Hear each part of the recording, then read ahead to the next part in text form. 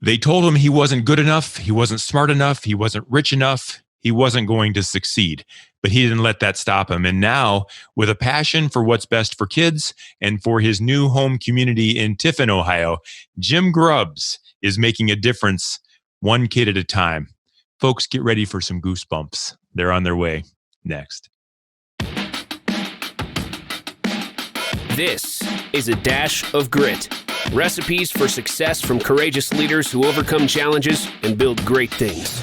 Now, podcasting from Spire to leaders in local communities like yours, here is Brian Leflock.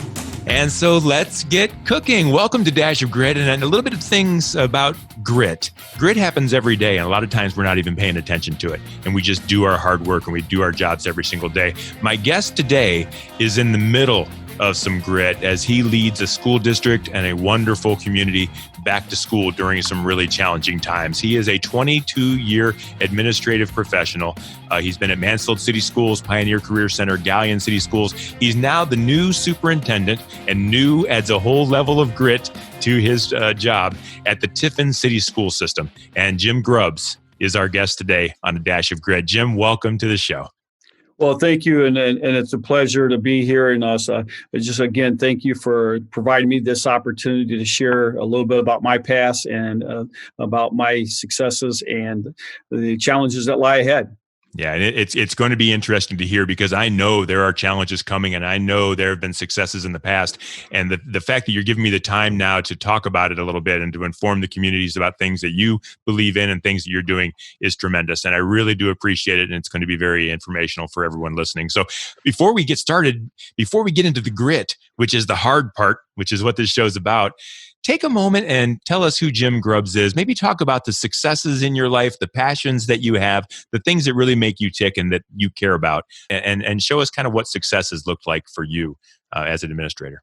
Well, without going too deep into I'll call my past as a growing up as a child, other than to say that I grew up in poverty and was not necessarily very successful in school. For various reasons. And so I won't go into a lot of that, but that is really what drives me to where I am at and why I'm here today.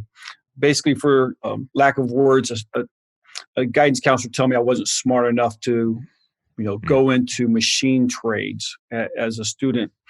And so since then, I think I've been out to prove everyone wrong and to then provide opportunities for students like me that maybe didn't fit the traditional mold. And so you're going to hear me talk about breaking the mold of the traditional educational practices. With that, that's what, again, drives me to create an environment, create opportunities for kids to be successful based on a passion they have for whatever career they choose and not based on earnings that they will make. So that's kind of what drives me and causes me to do what I do every day and love what I do every day. And sometimes when I think about administration, I think about schools, it's a business, right? There's nuts and bolts that have to be created. Is it more for you about making sure the school system operates effectively, or is it more about kids coming out the other side ready to go? Both are very important, but which is what drives you? Wow, that's an interesting question. I think at the end of the day, it's a balance. Obviously, the number one thing we have to always do is do what's best for kids. I mean, that needs to be our bottom line decision. But on the other side of that, we need to be fiscally responsible in making decisions, as that's what our community expects. And I try to make sure that we're always looking at, everything from our utility bills to our purchases, to make sure that we're being fiscally responsible, but on the other side, making sure that we're providing all the opportunities that we can for kids, for them to be successful. Very good. So let's get into what it takes to be successful, and that's going to get us right into the heart of this. That's going to get us right into the grit. And I know you and I have known each other for a long time, and I've been proud to know you, and I know your heart for kids. I also know even you just shared it. You grew up with trying times. People told you couldn't do it. Career education, was the only path or whatever it might be. And you see things a little bit different. And I was thinking, perhaps you can start the show. Talk to us a little bit about the challenges you see in making sure that every child has the best opportunity to education and not just form fit into, churning them out. Kind of give us your thoughts on that. Well, I still say today that traditional education does not look a whole lot different than it probably did 50 years ago when we sat in classrooms. In fact, Boy, everything else looks different, doesn't it? Absolutely. And I walked into one of our buildings earlier this summer and almost brought chills to me, sitting there going, wow, this looks just like my first grade classroom. And it was all set up the exact same way, the desk in rows, the stuff on the walls. And I'm sitting there thinking, wow, we've not changed much. And so with that, I keep saying we need to break that mold of the traditional educational practices, and not just that way, but in other ways as well. And I go back to my fight that I say, when I say fight, trying to equalize career tech vocational education with the traditional education. Back in the 90s, I was in this, we had an academic oversight committee, and career technical education, as an example, was not a weighted class. So if they would have, a student would say, hey, I want to take vocational machine trades because it's CNC programming, computerized programming I get to learn in that class. It sounds something very interesting to me. I was never going to ever recruit a top 10, 20% of the class into that program because it was not a weighted class. And what does that mean, a weighted class, Jim? So if kids who want to be the valedictorian or salutatorian or top 10 will take weighted classes that have a 2-point weight factor, so that their A now equals 8 points, where the student in CNC programming only gets 4. They only get, an A is 4 points. And to really, that's a disservice to kids, because now we're discouraging kids to go the path that they may want to go. And let's just go ahead and say it, Jim. Let's just go ahead and say it, because I think this frames the conversation. Career education always used to be, and maybe still is, seen as where those kids go, or not for others. And it was a separation. And what you're talking about here is, let's make career education not only great for, again, to use the phrase, those kids, but let's make it great for all, and let's find a spot for every student. Is that kind of what you're talking about here? Absolutely. Okay. I don't think we should put barriers in way for a kid who wants to go to college, or a kid who wants to go into being an auto mechanic or the aircraft mechanic. I think we need to provide opportunities that will allow kids to seek out their passion. Yeah. And so what are you doing? What have you done, and what are you doing to make that a reality? Because that's tough. That's a hard mold to break in education. Well, I guess my next step then in my career is when I moved on to Pioneer from Mansfield City. And when I got to Pioneer, we had about 600 and some kids attending Pioneer. And we thought, wow, we have room and capacity for well over 1,000, which we moved to that within about 3 to 4 years, maybe 5, that we got to that capacity by changing the way we, one, promoted career technical education, 2, by changing our courses. For some reason, we were driven to create coursework designed around a program. So a machine shop student, for an example, would take machine shop math. Shop math. Yeah. Okay. Yeah. And so auto tech kid maybe took auto tech math. Oh, gosh. And so, that on the surface may sound okay, but what it did not do is it did not prepare the kid maybe for college, because maybe after high school, taking machine shop, they decide they want to go into a 2-year college. Now they've not been ready, or they're not ready for it.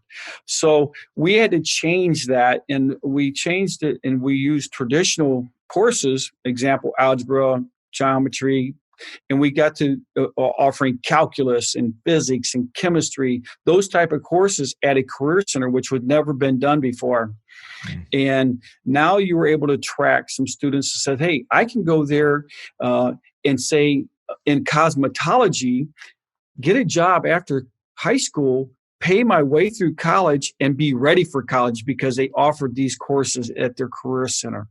So we changed that landscape. And then we also then started offering career tech programming that students who would go on to a four-year college would take. An example, exercise science and sports medicine, when probably 90% of the kids who sign up for that course is planning on pursuing a four-year degree. Mm-hmm. So making career tech an option then for kids that would not have a barrier or prevent them from going on to further education. So, Jim, why is this so important to you? Why is what you could have just sat in the mold, been a good administrator, taking care of career ed, taking care of the traditional routes, and not rock the boat a little bit. And yet you chose to rock the boat and make these things happen. That's hard work. And it's not always perfectly rewarding. What drove you?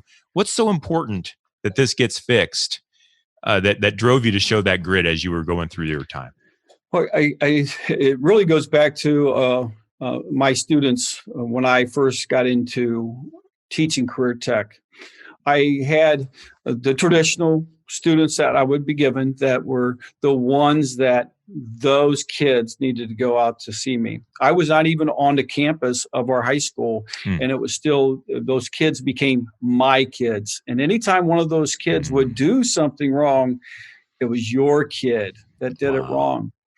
And then I started recruiting because I coached at the same time. So I started recruiting kids to be in my class. And when I had those kids come to me during football season and say, "Coach, the guidance counselor said I can't be in your classroom. I just can't do that, Coach, because I want to go to college." So the guidance counselor said you can't go do that because you have to go to college.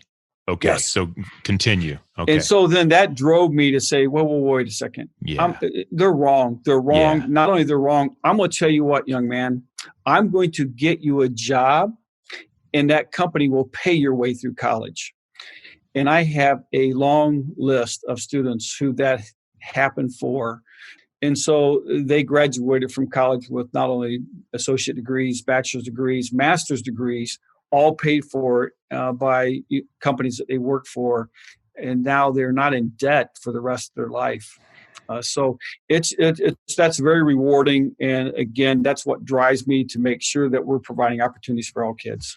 In that moment, can you remember, and I'm sure there were 10 or 100 of those same moments, but in that moment when you're able to make that difference, or at some point later on, how does that make you feel? What goes through your mind as you're shaping that student's future? You're helping them to make a decision that will affect the rest of their life, not knowing how it will end. But what does that mean to you when you're in that position?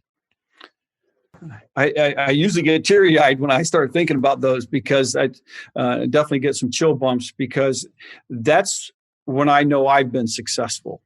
And that's how I measure my success, not on, I put something in place, but what was the outcome of the kids I impacted? I'll use initials KD. I love to tell KD stories. She was a young lady, as I was an administrator, who was sent to my office 27 times on misconduct notices. Everybody, I think, in the entire school wanted me to expel her. I kept saying there's something about this young lady that's she has grit. And so the following year, I made her an office monitor, and I was told, "What are you doing? She can't be an office monitor. She's not a good kid."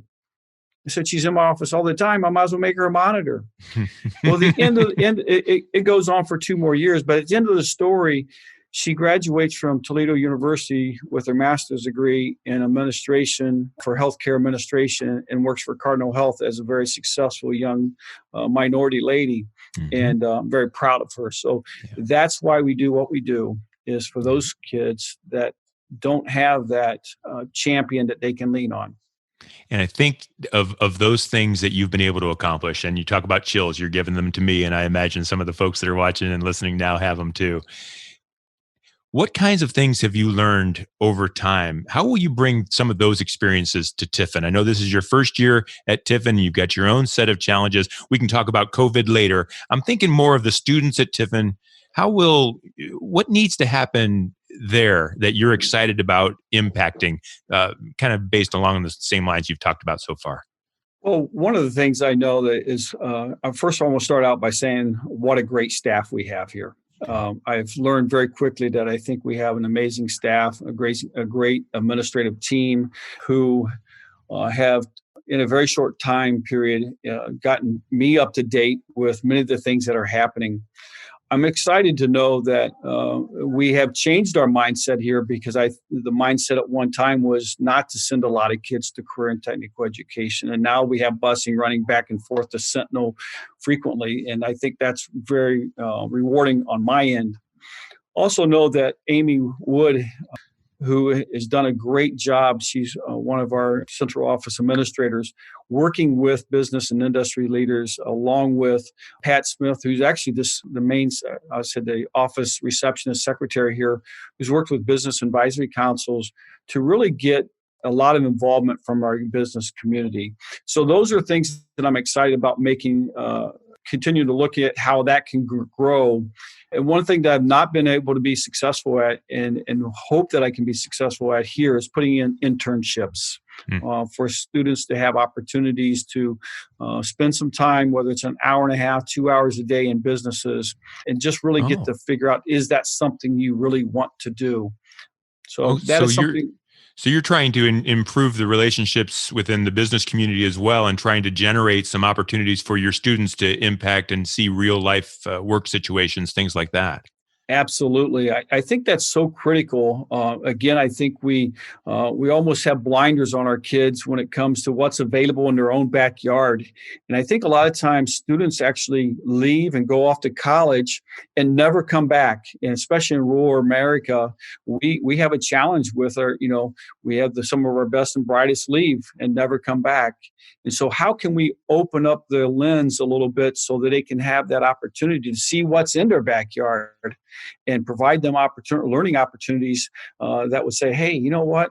When I get my engineering degree, I'm coming back to Tiffin, Ohio, because company X has a position I really am interested in. And so your passion, let me get this right. I see a circle in my head. Your passion is for kids, and your passion is to make sure that those kids leave school ready to go, whether it be college, whether it be career, whatever it might be, ready to go, so that, and here's the part that you don't have to take on, right, Jim, because it's not in your job responsibility, but so that they will come back, start businesses, support businesses, be a part of the community, and grow Tiffin as a whole. In other words, generating more students. It kind of cycles through. Is that, did I strike on the vision here a little bit? It's exactly that. I don't know who phrased this statement or whatever, but I've learned it that either you're growing or you're dying. And if you say you're staying the same, you're lying. And so we have to find ways to grow. And if a community, you show me a community that's dying, I'll show you a community that has high poverty and a lot of issues. And you show me a community that's growing, they're going to be thriving. And that's something we need to make sure that we're trying to do, whether it be Tiffin or, my previous district, Galleon. And that's our whole focus was, how do we make sure, again, students are being offered the opportunity to do what they have a passion for, but yet trying to bring them back home to continue to grow the community. So let's transfer a little bit. We talked about we talked about what you're passionate about. We've gone through that very clearly. And I think it's for the very best success when someone leaves the doors at Tiffin School, whatever that might be. But there's a whole other challenge that faces you currently, which is prepping the school, prepping the students, making sure they're taken care of, making sure the community's safe from this COVID pandemic that we're dealing with. Can you talk to me a little bit about the struggles and the grit that's taken from you and your staff to get this thing right so that the kids can learn well and the community can thrive? Well, I think anyone who pays attention to the governor's news releases, usually a couple times a week, initially almost daily, that would understand that every time that they came out from whether the Department of Health or whether it be the governor's office, the many challenges that we faced as a district with, I would say, no decision being made, and or leaving the decision up to local school districts, local communities to make decisions on what they're doing with COVID. And then you get something ready, and then all of a sudden, here comes another order out that says, oh, you can't do it this way. Example, our face shields that we initially were told that would be useful and we could use. Districts spent thousands and hundreds of thousands of dollars on those to only find out they couldn't use them. So that was probably the biggest challenge throughout the summer, was the not knowing, and then the constant change of what direction we were headed. But I give a lot of educators around the state, applaud them for all the efforts they've done. And knock on wood, I don't think we've had a large outbreak in any community. Yeah. So the things we've done is provide, obviously, as much spacing as we can. Our staff has made sure that every classroom, every space that kids are going to be used is being disinfected properly. Our custodial maintenance staff has done a great job. They've purchased lots of equipment, lots of supplies. And so at the end of the day, we're going to do everything we can to keep our kids safe. We've also, obviously created an academy, an online academy, which has brought a lot of challenges on for our staff that are operating that academy, but it gave parents a choice for those who did not feel comfortable sending their kids back to school. I think those are the two critical pieces, that those who did come back, we're providing a clean, safe, healthy environment. And for those who decided that they didn't want to take that risk, we provided them opportunities. I'm running a little bit out of time, but I really want to dive into one thing you just mentioned. You mentioned that as you became the superintendent, like these folks in Tiffin are learning who you are even now in these first weeks of school. And yet your job was to open school. And you just said that the biggest problem was that you couldn't get clear direction. You couldn't get clear approval. You're spending thousands of dollars on things that couldn't be used. I mean, it was constant hurdle after hurdle after hurdle. And I'm interested very deeply in how a brand new superintendent is able to grab the reins as a leader and get things done in that kind of environment. If you can look back to the summer, how did you overcome all those hurdles? How were you able to open the school effectively as you did, as your staff did as well? How did you navigate that minefield? How'd you get it done? Well, first of all, I give a lot of credit to my staff. I mean, administrative staff who, one, was willing to jump right in.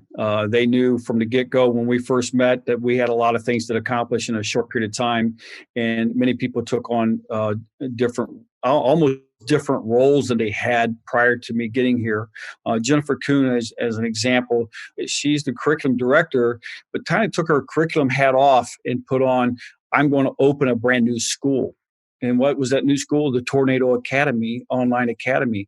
And so people being willing to step up and take on those challenges that were given to us made my job much easier. And I became the coach in a way. I think all of us as leaders are coaches. And so I became that coach and helped provide those supports and feedbacks that everyone needed to make those decisions. And so again, I'm going to take my hat off to my team who've worked extremely hard. Yeah. Very good. And so if the last question here, those who want to know about you and those who are only going to listen, they're not going to call, they're not going to dig, but they're listening right now and they're just meeting you in these first few weeks of school. What's one thing you want them to know about Jim Grubbs as a leader, and perhaps even about the Tiffin City Schools now with Jim Grubbs as a leader, that you want, if you could only tell them one thing, remember this, what would that be? I want to say transparency is what we're going to, and that we're here and I'm here to build trust with our community, and that we will be transparent, and that we're going to do what's best for our kids, period. When it comes right down to it, that's all that matters, isn't it? Yes. Well done, Jim. If people want to reach out to you, if people want to talk to you about anything you said today or anything you're doing at the schools, or just in general, just to talk to a great man and a great coach, how would they get in touch with you? Jim_Grubbs, Grubbs at Tiffin City Schools with an S on there, .org. Phone number 419-447-2515. Fantastic. And I hope that people will understand what a job it has been for Jim and his team to, over the summer, during an extremely trying time, to put these things together in very quick and very good fashion, and to be successfully operating the schools now in Tiffin for Tiffin community and for the students that are part of it. So thank you very much, Jim, for all of that. And today being a guest with me on Dash of Grit. I really do appreciate it. Yes, thank you so much. And best of luck to you. I do want to tell you a little bit about Spire Advertising. Dash of Grit is brought to you by Spire. We create digital marketing campaigns and website platforms that drive success for business leaders and organizational leaders like Tiffin Schools and others that are trying to make a difference in a community. We add the grit we'd like to say. So if you'd like to learn more about Spire, just visit our website at spiread.com. If you click on the Contact Sales button, I will answer. That's what I do. I'm Brian Leffelock, Director of Sales with Spire Advertising. Thank you again to my friend Jim Grubbs, Superintendent of Tiffin City Schools. We appreciate your part on A Dash of Grit. It's an acquired taste in your recipe for success. Thank you for listening. We'll do it again. This is A Dash of Grit. Recipes for success from courageous leaders who overcome challenges and build great things.